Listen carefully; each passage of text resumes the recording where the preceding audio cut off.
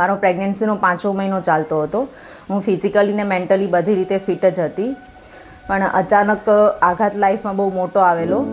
ત્યારે મને અચાનક સમાચાર મળ્યા કે મારા હસબન્ડનું સવારે જ્યારે 5 વાગ્યાના એ બહાર જતા હતા એના મિટિંગના કામથી, ત્યારે એમનું એક્સિડન્ટ થયું. એમ આટલા મોટા આઘાતમાં જ્યારે મને એ નહોતું સમજાતું કે હવે જીવવું કે મરવું, એમ બહુ જ હદબારી નેગેટિવિટીમાં હું હતી. પણ જ્યારે પછી એમના જે એક ફ્રેન્ડ હતા ધવલભાઈ કરીને, તો એમને કોન્ટેક કર્યો અમને, અને એમને મને ગર્ભ સંસ્કારની આખી કીટ ઘરે આવીને પ્રદાન કરી.